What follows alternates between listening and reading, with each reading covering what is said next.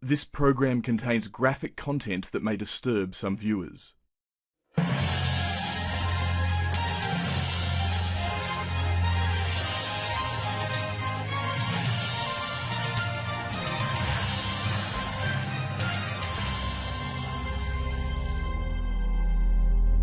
For 5 months now, our screens have been bombarded by images depicting Israel's air and ground assault on Gaza. This extraordinary footage shows just how widespread the destruction has been. Israel is still denying foreign journalists independent access to Gaza. We're in Israel, about a kilometre from the border. Generations of historians will study this Gaza war, the violence of Hamas's October 7 attack, and the unparalleled ferocity of Israel's retaliation, which left tens of thousands of Palestinians dead and vast sections of Gaza reduced to rubble. One thing they'll focus on will be Israel's response. Was it proportionate? Or was it driven by rage, humiliation, and revenge? Was it legitimate self-defence? Or did it involve the commission of war crimes, as Israel's detractors around the world have alleged? And would the war jolt the international community into pushing for something that Israel's leadership had for so long resisted, a Palestinian state? In this Four Corners, we go head-to-head with insiders at the centre of Israel's defence and intelligence establishment. A former Prime Minister, let's start. 2 ex-intelligence chiefs, a current cabinet minister, and a one-time Israeli army commander. We challenge them about one of the most controversial wars in modern times. Why has the most powerful army in the Middle East, Israel, killed so many children? Do you think that revenge has become a major factor in Israel's response? Can Hamas be destroyed? Hamas as a military organization will be destroyed. They hate us. We saw the results. The idea of eradicating Hamas completely from Gaza is a just cause. I don't think that anyone made a deliberate decision to kill children. The IDF is doing everything to avoid civilian casualties is a blunt lie. Straight lie. Gaza was already one of the most desperate places on earth. Now it's uninhabitable, plagued by mass starvation and disease. When I look at it, Israel is committing a series of war crimes. Some warn that Israel's fierce response to October 7 will have sown seeds of hatred for generations to come. Is there a way out of what's beginning to look like the forever war?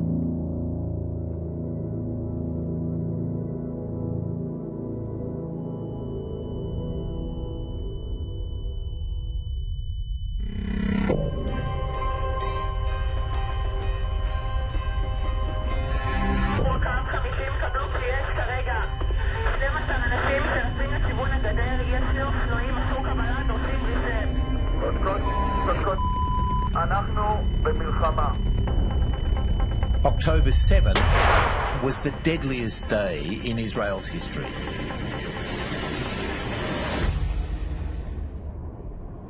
Saturday morning, it was about 6 o'clock, I woke up. I got to prepare myself to go to the beach to swim.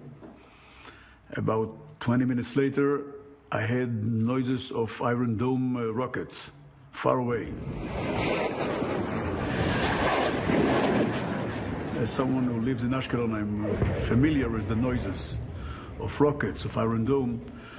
It was very odd because Iron Dome before a siren, it's never happened before.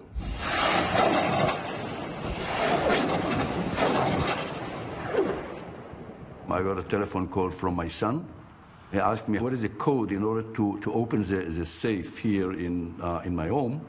I said, why do you need the code? And he said, he need his gun because his gun is in our safe.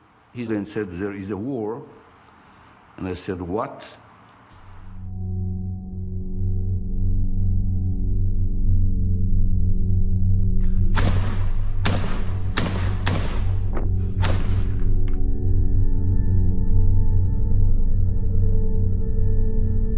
I was watching all the horrible videos coming out of himself, and I became physically sick. The level of dehumanization, the brutality, was just beyond belief.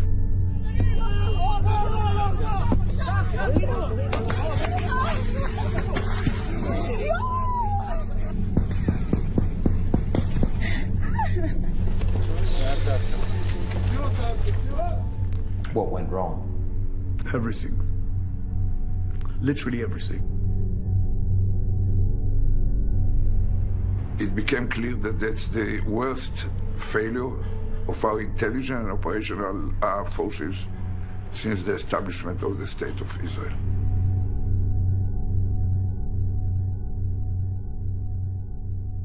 Israel is at war. From the beginning of the first moment, I knew that such a big event will also bring a ferocious Israel and a ferocious Israeli response. They've made a mistake of historic proportions. They will get cemeteries. That's what Hamas is going to get. I'm telling you, they dug tunnels. I'm telling you, they dug the biggest cemetery in the world.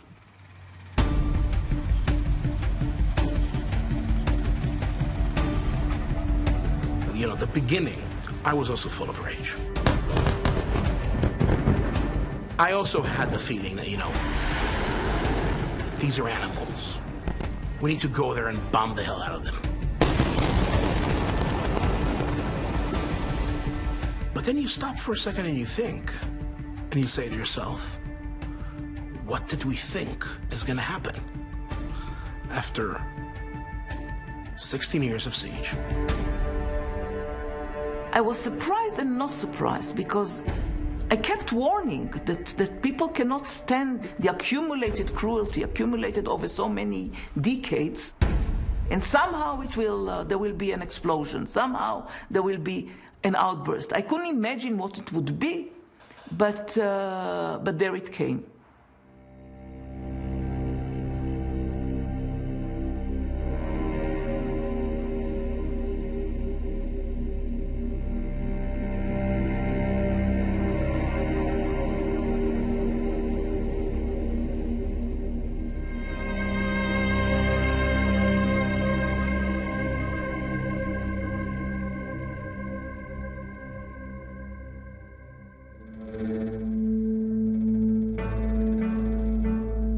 The occupied Palestinian territory is made up of three parts: Gaza, the West Bank and East Jerusalem.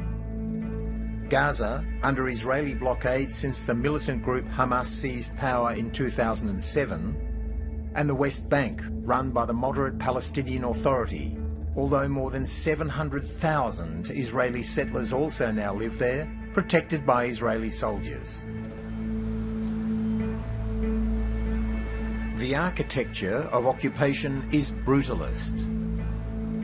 Palestinians require permits to enter or leave the West Bank. There are scores of fixed checkpoints, pop-up checkpoints, internal checkpoints, occasional checkpoints, roadblocks, earth mounds, road gates, walls, fortified barriers and trenches. More than 600 physical obstacles and about 100 different permits in total. And everywhere, Big Brother surveillance cameras armed with face recognition technologies. Israel says it's for security. 19-year-old Israeli soldiers in the West Bank wield absolute power. Even if they kill an innocent Palestinian, they'll rarely face serious consequences. This is Kalandia checkpoint, the main checkpoint between Jerusalem that way and Ramallah in the West Bank that way. Now, a place like this shows the tyranny of occupation. We've just seen a Palestinian man come down here and try to go through that gate. And that security person behind me, he said no to him. He wouldn't let him, and they closed the gate. Now, that Palestinian may have to walk now 2 or 3 hours all the way around there just to get through that gate, which they've just decided to reopen. It's the complete unpredictability. It's the tyranny, it's these concrete enforcers of occupation. This is part of what grinds down Palestinians, is that they never know at the checkpoint what soldier, what police officer is going to let them through or not let them through.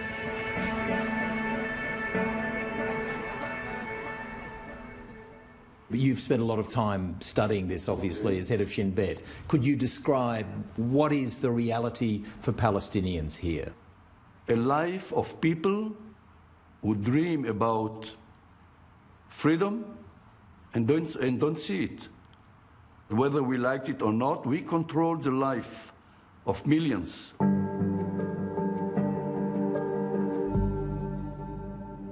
If you were a Palestinian living in the West Bank or Gaza, what would your view be of Israel? I would fight against Israel in order to achieve my liberty. How would you fight? How dirty? I would do everything in order to achieve my liberty, and that's it.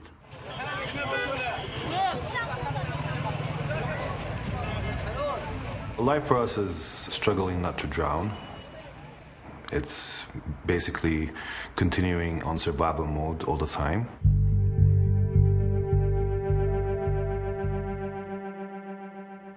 It's to have your life being determined by other people, what type of economy you have, who you can fall in love with and live with. The ability of somebody else to humiliate you on a daily basis, just passing through a checkpoint. We sometimes feel like we live in this field of targets. I've seen personally when an Israeli sniper hit one of my friends and high-fived his buddy that he got the target. Life under occupation is basically being expected to normalize with the abnormal.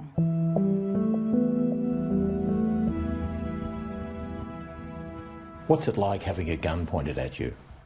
It's totally abnormal. It's not civilized, to say the least. If I want to take my kids over the weekend to visit their grandma, who lives 40 minutes away from Ramallah, we have to pass 2 checkpoints. We have to stop, get checked, with the soldiers pointing the guns at the back seat, where my kids, are terrified, and they start to ask questions. Any moment, the Israelis may come and declare that your land is state land, so you cannot reach it and then see an Israeli settlement being built there. Your piece of land, the trees that your grandfather planted. You are not allowed to connect, for example, to the water system, while a nearby Israeli outpost immediately drowns in greenery. If life in the West Bank was difficult, daily life in Gaza was worse. Israel's siege condemned Gaza's 2.3 million Palestinians to slow suffocation in what many describe as the world's largest open-air prison. Every so often, Gaza would erupt with public protest or barrages of rockets, and Israel would come down even harder.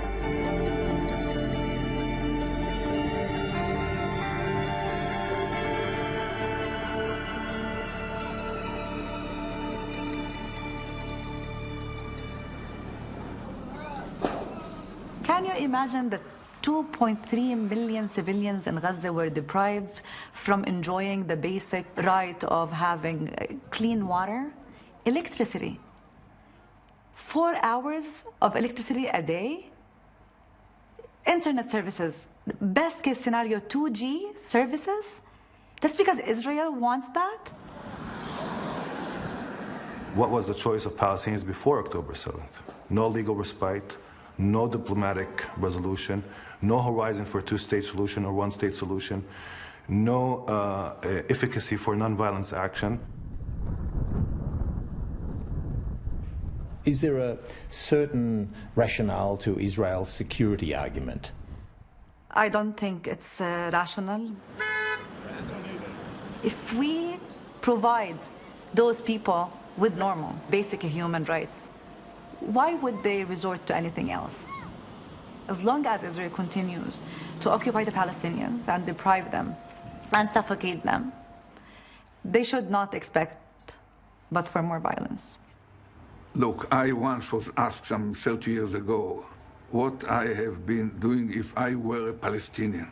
And 30 years ago, I was new enough in politics to tell the truth that if I were born Palestinian, I probably would have joined one of the terror organizations.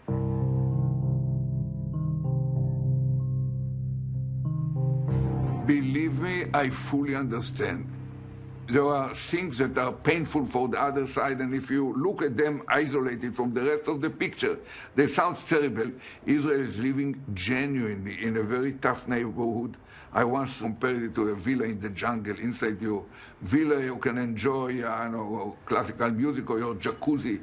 Once you step, the first step, you go out of your door, you have to be ready to pull the trigger within a split of a second.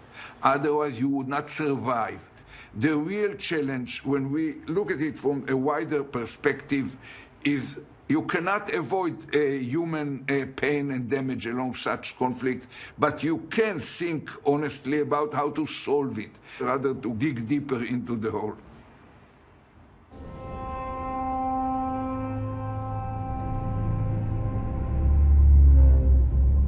The rampage by Hamas on October 7 shook Israelis to their core. Within hours, Israel was bombing Gaza. It was clear from day one that we will have to deploy tens of thousands of pairs of boots on the ground. Once the order was given to the army, then they are doing it well. But there are significant achievements, even in developing tactics along the way to fight with the tunnels that were much more developed kind of system than we assessed at the beginning. Since October, more than 30,000 Gazans have been killed. 2/3 of them, women and children. Why did Israel need to kill so many people in Gaza? We never target civilians. You may not be targeting them, but they're dying in their tens of thousands. Because they live, or those that control their life, are these terrorists that are exploiting their existence. Israel's dropping the bombs. We have no other alternative. I try to avoid these casualties, and I can't.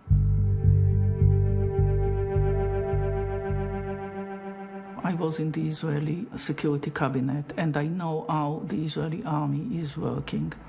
And is targeting in accordance, every target is getting the approval of the Justice Ministry.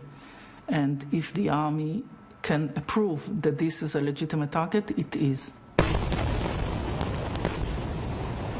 Gaza Strip, it's 350 square kilometers. That's it.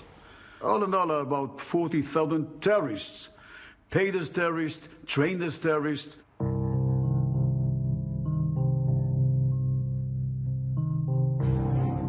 You have to take into account the surrounding of those terrorists. It's many, many thousands, tens of thousands of terrorists.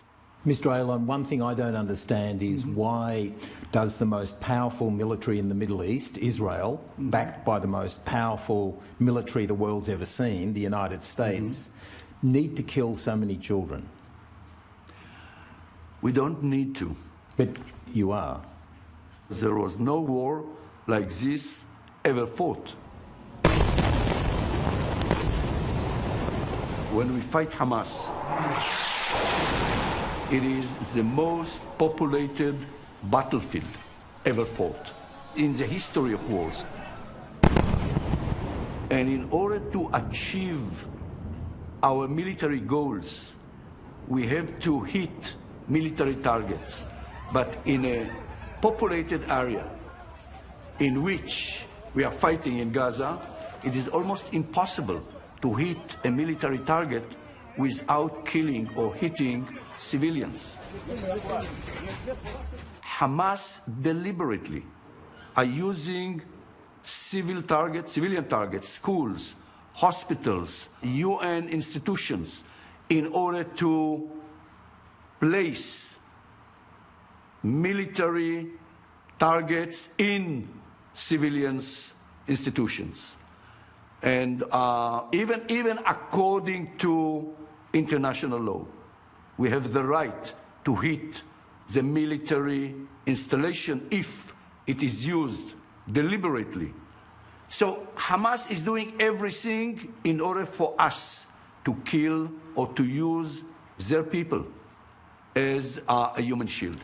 I don't think that anyone made a deliberate decision to kill children. I'm not saying it was a deliberate decision. I'm asking, why did the most powerful army kill so many children? No, I want to describe it in a different way. So Israel called upon the population to leave the area for some 2 or 3 weeks repeatedly. We are told that the idea of doing everything to avoid civilian casualties is a blunt lie. Straight lie. It's a hard statement to say about my own army, but it's the truth. Yehuda Shaul, a former Israeli army commander, says Israeli military strategy has been driven for the past 15 years by a doctrine of deterrence through disproportionate destruction.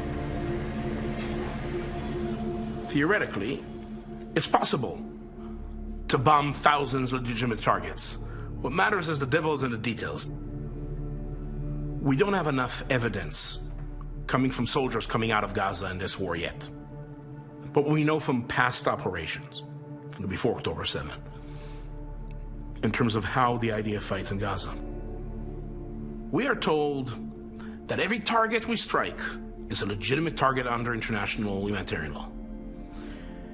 And is based on, clear-cut, double-checked, verified intelligence. And when we strike, we do it in a surgical manner, in a way, while taking all precautions to avoid, to minimize the civilian collateral damage and casualties, yeah? But that is not the case. And the question is proportionality. But what about a house of a militant? Target that was very common in many operations before in Gaza. 2, 3, 4, 5, 6-story building that you will wipe out with a half 1-ton bomb just because on the second floor, the flat to the left, a Hamas militant lives. There's no way this is a legitimate target under IHL. I have no doubt that after October 7, they've loosened some of the restraints, some of the restrictions they had from previous wars. What exactly, we don't really know yet. But all what you need, for example, is to decide that the amount of civilians you're allowed to take out for each strike goes higher than before. And you lower the rank of a Hamas operative that you're allowed to strike.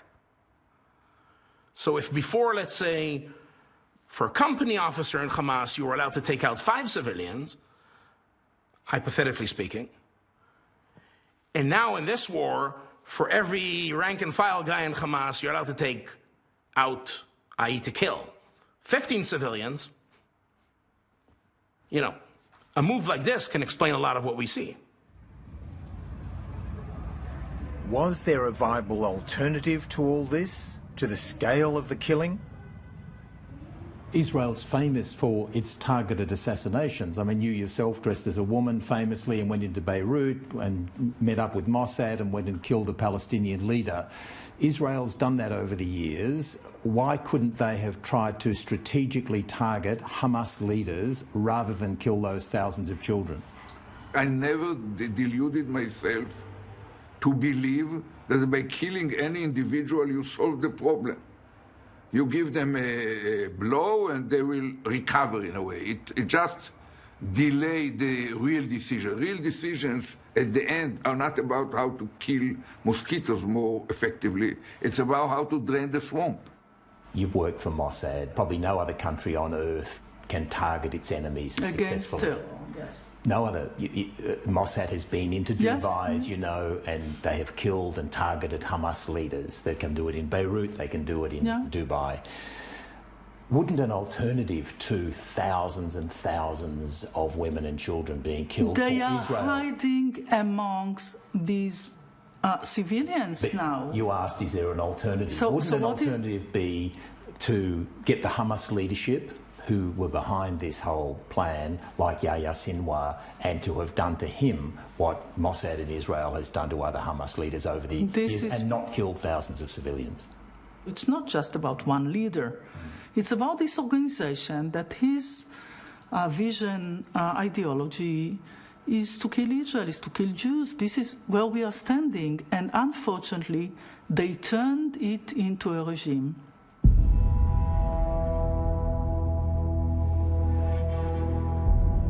This is Benjamin Netanyahu's war, Israel's longest-serving prime minister.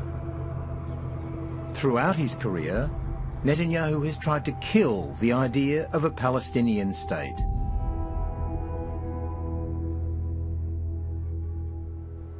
Do you trust Benjamin Netanyahu? Never. Can there be peace while Benjamin Netanyahu is the leader here? No. No. Can the world trust Benjamin Netanyahu? I don't think that anyone can trust him. Basically, he lies to everyone and no one trusts him.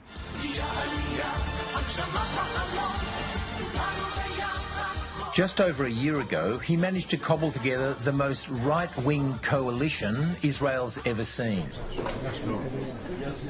Netanyahu awarded senior cabinet portfolios to two extremists, Bezalel Smotrich, now the finance minister, and Itamar Ben-Gvir, Minister of National Security.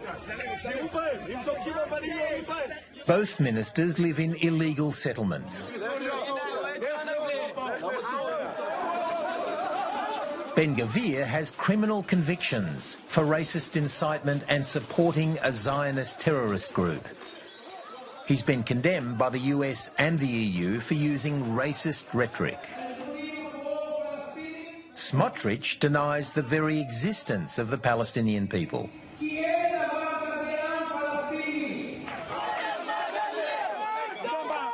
These two men are now accused of driving Netanyahu's Gaza policy, pushing an agenda that would force Palestinians off their lands. I think Israel's agenda, the end goal, is to annex the land. It doesn't take a genius to come up with that conclusion. Here's Israel in 1948. You know, Netanyahu himself went to the UN in September, and he showed that map from the river to the sea. Surrounded by a hostile Arab world. What does that mean to anybody? He doesn't see Palestine. He doesn't see Palestinians. The whole Middle East changes. Ben-Gvir and Smotrich, the two racist messianic guys, that seems to be to have a very strong leverage on Bibi. They want to turn it into a major religious war between Israel and the Islam. Are they dangerous? Sure they're dangerous. How powerful are Ben-Gvir and Smotrich, and what do you think of them? I see them as terrorists and as Jewish messianics. They represent only a small minority within the Israeli society, but they get their power because of our coalition system. But can I just check something? Are you calling the Minister for National Security and the Minister for Finance in Israel, are you calling them terrorists? Of course, they are. Is the brutal reality that Benjamin Netanyahu wants to continue this war for his own political survival?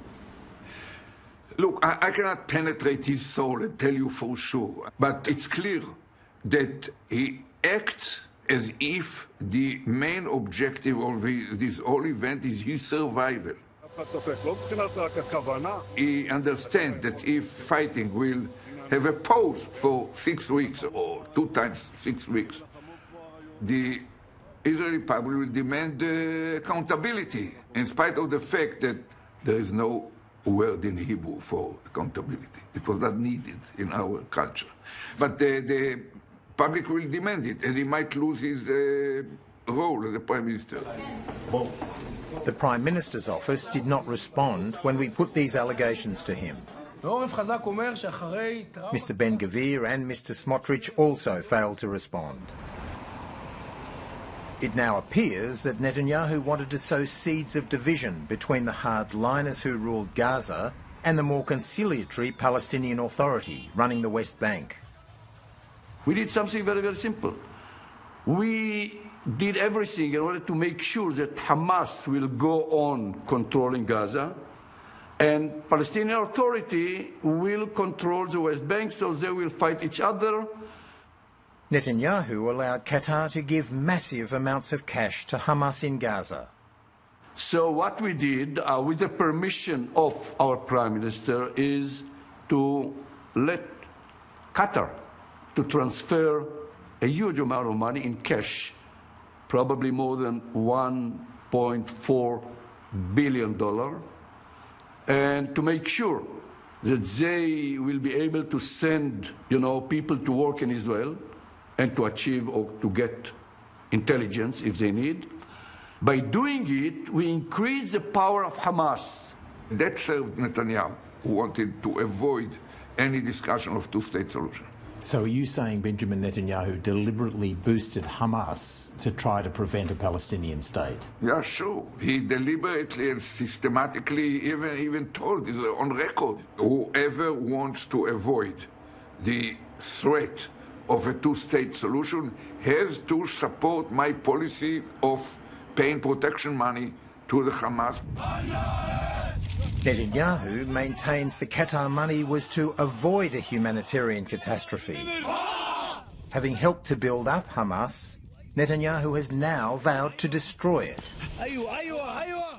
He fed the beast and it exploded in our face. If you base your national security strategy solely on force, then you need to win 24/7 forever. Is it possible that Hamas can be destroyed? I don't believe you can destroy Hamas with military force alone. The issue is this, okay? If you want to destroy Hamas in Gaza, what you will have to do is forcibly displace more than 2 million Palestinians into Sinai. Go house by house, corner by corner, wipe out entire Gaza above ground, and then go for months underground, tunnel by tunnel, suffer hundreds of casualties, if not thousands, ultimately. And maybe after a few years, there won't be Hamas in Gaza. But if you've done that, there's going to be Hamas everywhere else. Can Hamas be destroyed? Hamas as a military organization will be destroyed. We are in a war in Gaza. We put two main goals in front of the military, in front of the security organizations. First, to destroy all military infrastructure of Hamas and PIJ in Gaza Strip. And the second goal, to topple the regime of Hamas from continuing ruling and running the Gaza Strip.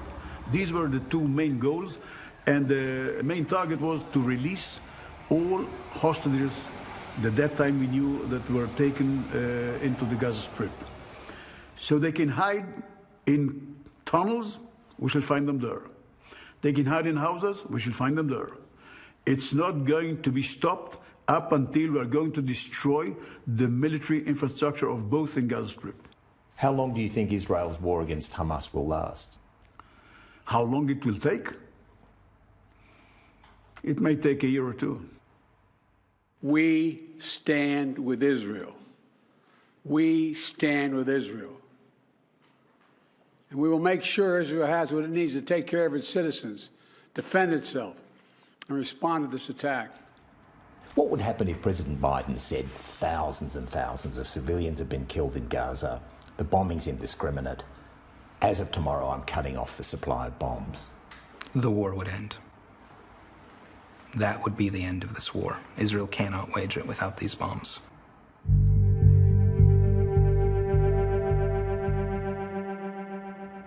The role of the U.S. has been, as usual, full-fledged support for Israel, backing in the Security Council, supply of arms, total complicity and responsibility for all of Israel's behavior and the bombing that is indiscriminate, as the president said, and at the same time, a bit of public finger-wagging. Since 1946, the US has provided more than $200 billion in military aid to Israel.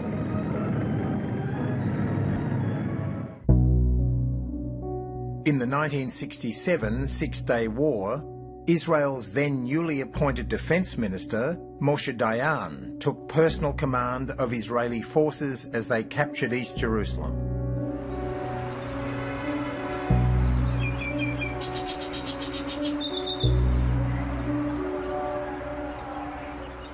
Moshe Dayan once said, "Our American friends offer us money, arms and advice. We take the money, we take the arms, but we decline the advice."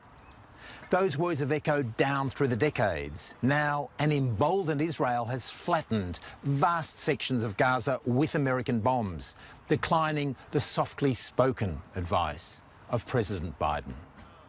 The state of Israel was born to be a safe place for the Jewish people. President Biden is a lifelong supporter of Israel. I've long said, if Israel didn't exist, we'd have to invent it. The supporters of Israel in America, of course, would say Israel's the only democracy in the Middle East. It's in our strategic interests to support it. Is that a fair argument? Well, I don't know of any democracy that for more than half a century has deprived millions of the people under its control of basic civil rights based on their inborn characteristics. That is the case here in Israel, and I don't think it's defensible under any definition of democracy to call this place a democracy. Israel cannot fight this regional war without having close relations with the Americans. We need their support, not just in munitions, that we do not produce in enough pace to supply the needs of such a regional war. But we need them also to protect us in the UN Security Council. We needed them at the beginning of the crisis to deter Iran from getting involved or from activating the Hezbollah against us. And we will need them even in The Hague to block the prospect that Israeli commanders or even political leaders might find themselves at the criminal court in The Hague or demanded to be brought. Only America can help us to avoid all this. Pro-Israeli lobby groups in the US wield immense power. Every politician in the United States knows that they can pay a major price with their jobs for not towing the line. And the level of devastation that we're seeing now has so horrified the world and has so horrified the American public that now we have half of the people who voted for Biden saying that Israel is perpetrating a genocide in Gaza. Israel also has a fundamental responsibility to protect innocent civilians in Gaza. And now, for Biden, for the very first time, there is talk that an American president could lose an election over being too pro-Israel. It's unheard of. And so we have this enormous American hypocrisy of supplying the bombs that we say are being used indiscriminately and expressing sympathy for the people who are being killed by our bombs. American criticism has intensified, with Washington repeatedly expressing frustration at the impact of the war on civilians, but the bombing has continued. If it's found later that war crimes were committed by Israel, is the United States complicit in those war crimes? 100%. 100%. As the US continues to supply Israel with munitions, it's now dropping food aid to Gazans, amid warnings that hunger has reached catastrophic levels. Children are already dying of starvation, and the UN says famine is imminent.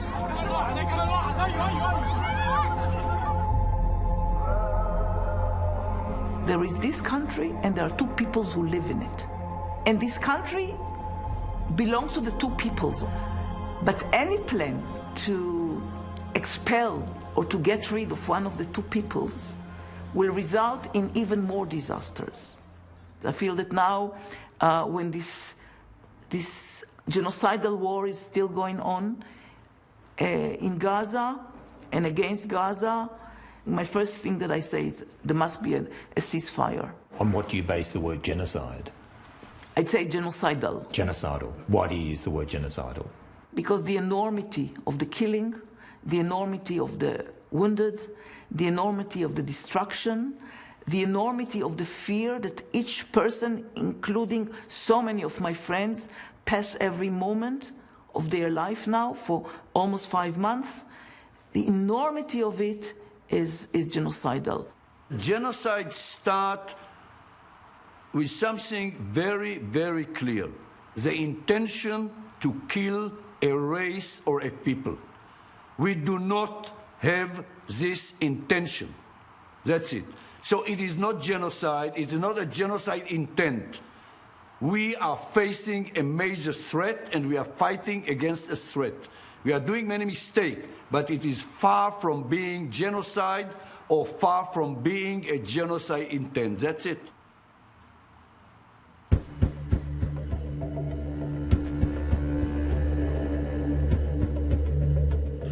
The International Court of Justice opened hearings on allegations that Israel was committing genocide in Gaza. The acts and omissions by Israel. In a preliminary ruling, the court said it was plausible that Israel's acts could amount to genocide. The ICJ ordered restraint. Another international court is investigating possible war crimes by both Hamas and Israel. I'm so tired of the legal terms for things and legal definitions.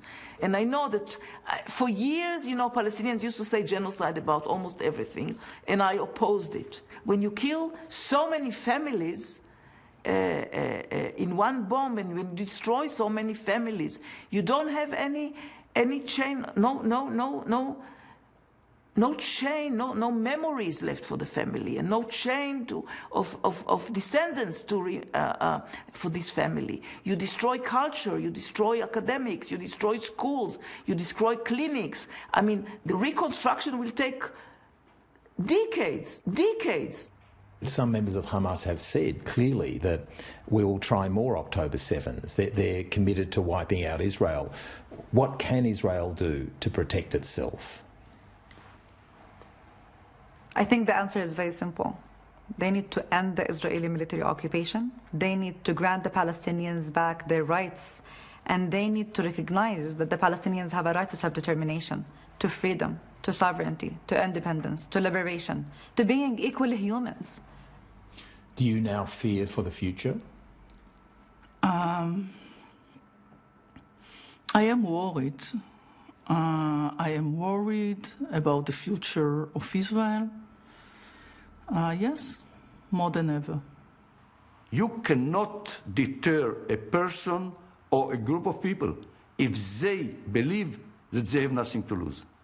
We Israelis, we shall have security only when they will have hope. What's the future for Palestinians? Supporting death will not bring you anything. If you don't believe that the Jewish presence here between the Mediterranean and Jordan Valley is forever, you are going to lose more than you've lost till now. We're in a very bleak, very dark moment in our own history. But at the same time, I always think that from the depths of despair, from the depths of this darkness, we can always see some light. And perhaps there is some hope that we can reconfigure life in the Holy Land in a way that treats people equally, treats people with the humanity that they deserve.